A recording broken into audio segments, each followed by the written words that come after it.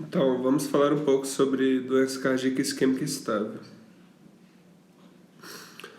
Essa doença é tipicamente reconhecida pelo sintoma de angina pectoris, que é uma dor torácica, normalmente retroesternal, que pode irradiar desde o umbigo até a mandíbula e o braço. Essa isquemia, a origem da angina é a isquemia, a falta de sangue para o tecido miocárdico. Gera uma remodelação miocárdica a longo prazo. E essa remodelação, além de afetar a função ventricular, também predispõe a arritmias. Temos 4 classes de exercício, de tolerância ao exercício.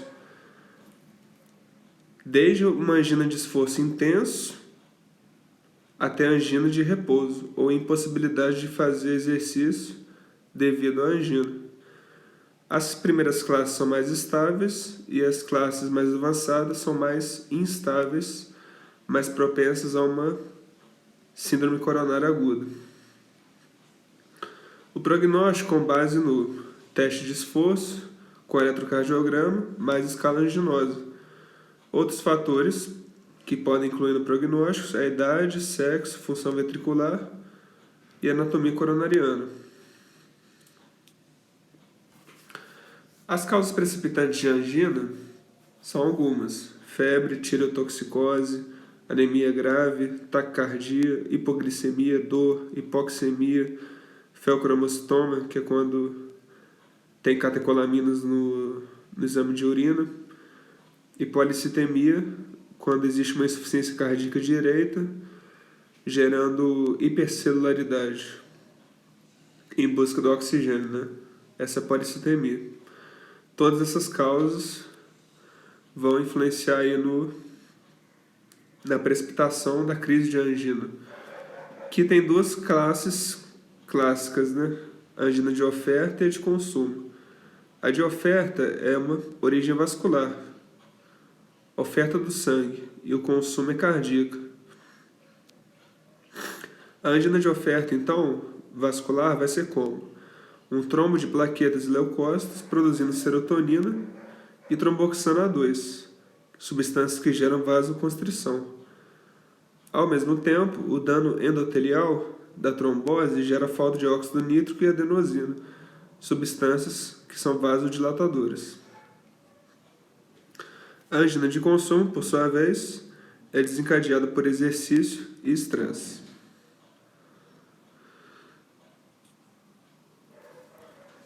A angina de consumo pode ser tratada com medicamentos que vão reduzir a frequência cardíaca, como beta-bloqueadores e bloqueadores de canal de cálcio, não de hidropiridinas, como diltiazem e verapamil. Então, esses fármacos possibilitam uma redução da frequência e, com isso, redução do consumo de oxigênio pelo coração. Na angina de oferta, nós vamos priorizar a oferta de oxigênio através de nitratos, que são vasodilatadores, e bloqueadores de canal de cálcio de hidropiridinas, como a amlodipina, preferindo aí uma vasodilatação. Acaba que na maioria dos casos vamos usar os dois, Tanto um medicamento vasodilatador para prevenir a crise, quanto um beta-bloqueador ou bloqueador de canal de cálcio numa crise.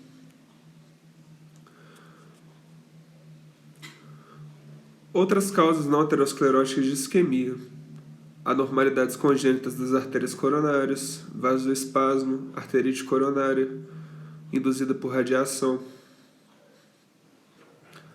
Então, são outras doenças que afetam as coronárias, causando com isso isquemia.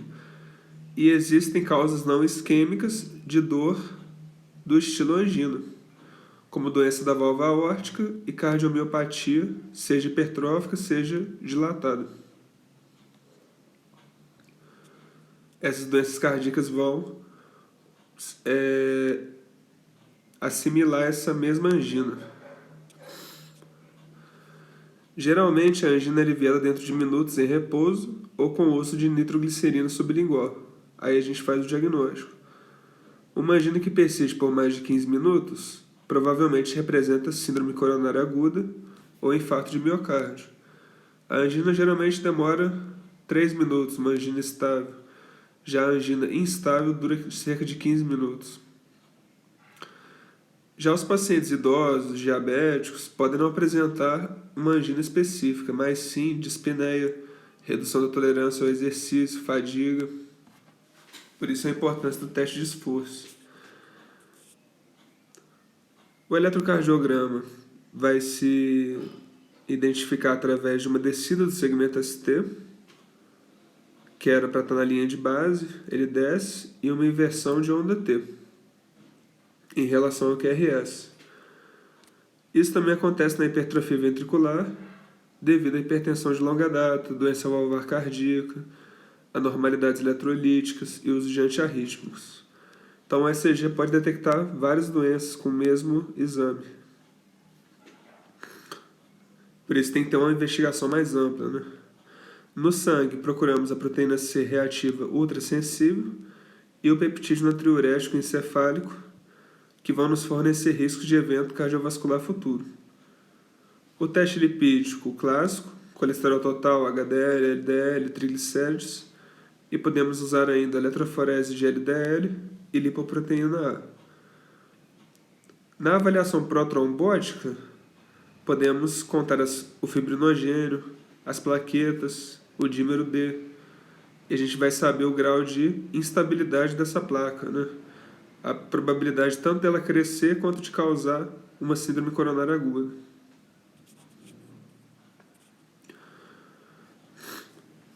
Bom, dos exames que a gente vai priorizar, o básico é a ecocardiografia de esforço, né, os exames de imagem. Ou, nos pacientes que não podem fazer esforço, fazemos um estresse com dobutamina e avaliamos o eletro ao mesmo tempo. Com isso, quantificamos um pouco a extensão isquêmica. Então, a ecocardiografia é um exame de imagem básico. Podemos ainda usar imagem nuclear, como a cintilografia de perfusão miocárdica de esforço, ou estresse com adenosina, mais o eletro junto. Isso a gente vai preferir quando o paciente tem outras doenças concomitantes que acabam obscurecendo o grau de descida do segmento ST, como hipertrofia ventricular esquerda, bloqueio de ramo esquerdo e uso de digitálicos. Eles podem mexer no segmento ST também. Então a cintilografia está indicada aí, nesse caso. E para um estudo mais aprofundado também, com certeza. A ressonância magnética de esforço, ou estresse com realce tardio por gadolínio, é o padrão ouro para identificar cicatriz miocárdica. Então, para você estar avaliando a função do coração e a pessoa já infartou, você pode usar esse exame para quantificar o quanto teve de resíduo, né, de função cardíaca. A angitomografia de coronárias é um exame não invasivo que te dá o score de cálcio, de calcificação das coronárias, mas ele é reservado ao alto risco devido à possibilidade de falso positivo. Tem baixa especificidade, ou seja, o paciente pode ter uma calcificação e não ter a doença isquêmica. Temos ainda, né, no mapeamento nuclear, a tomografia para emissão de pósitrons, o PET, que é uma alternativa à cintilografia. Ele também te dá o grau de perfusão miocárdica, a função miocárdica, o estudo dos metabólitos do sangue. Com isso, ele vai ter mais alta sensibilidade e especificidade, dentre a eco, a cintilografia e a ressonância. E alto risco nos testes acima, e caminhamos para a angiografia coronária, para avaliar o grau de estreitamento luminal das principais artérias, e com isso a possibilidade de uma intervenção coronária percutânea para a colocação de stent.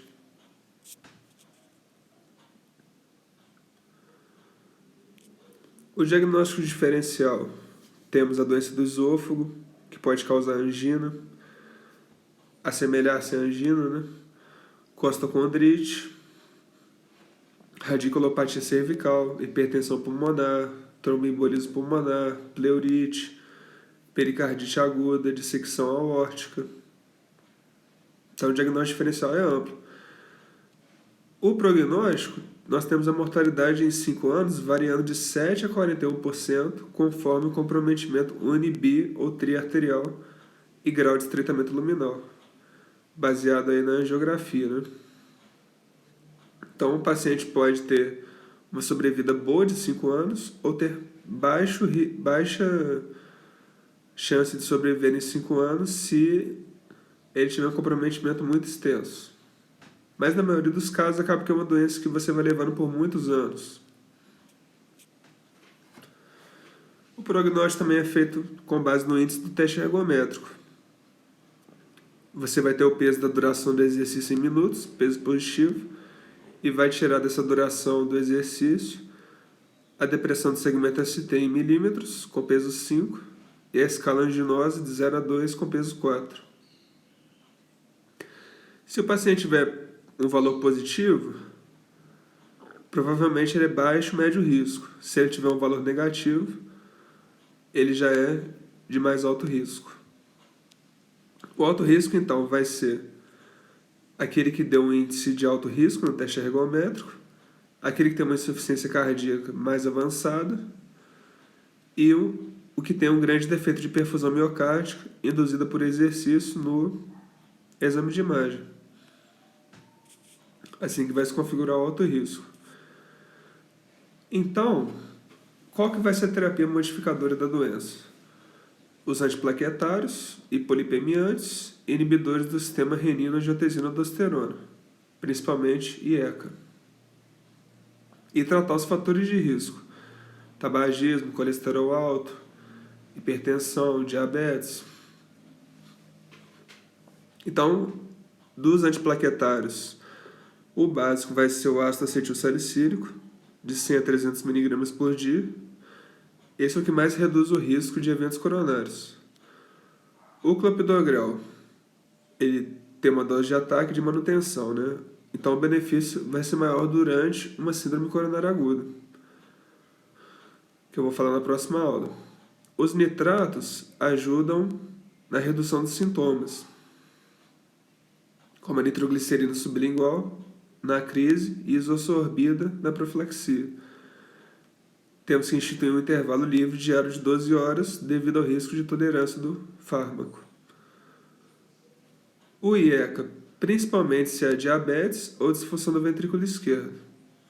Aí o IECA vai ter mais função e aumento de sobrevida ainda. As estatinas. Podemos usar uma simvastatina de baixa potência ou atorvastatina de mais alta potência. E a meta ideal, né, de HDL seria um HDL próximo do LDL. Um HDL maior que 60, um LDL menor que 70 a 100, né? Variando aí.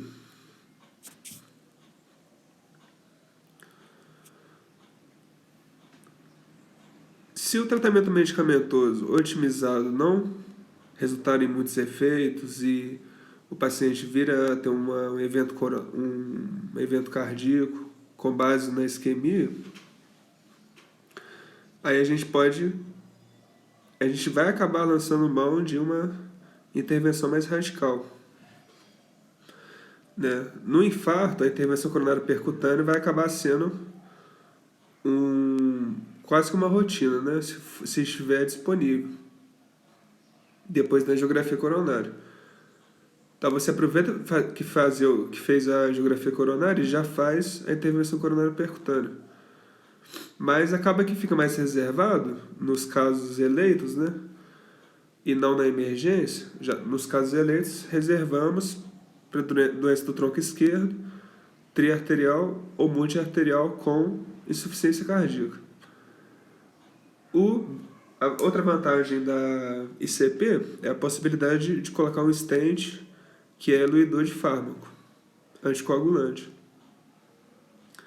Já a cirurgia de revascularização miocárdica, ou ponte miocárdica, da veia safena, da artéria mamária, isso aumenta mais a sobrevida em comparação com a ICP, com base nos estudos. Porém, ela acaba que é reservada, né, por ser um procedimento mais agressivo, acaba sendo reservada a quem já teve infarto, quem tem arritmia ventricular, quem tem insuficiência cardíaca muito grave e precisa de uma revascularização mais forte, mais intensa. Então é isso.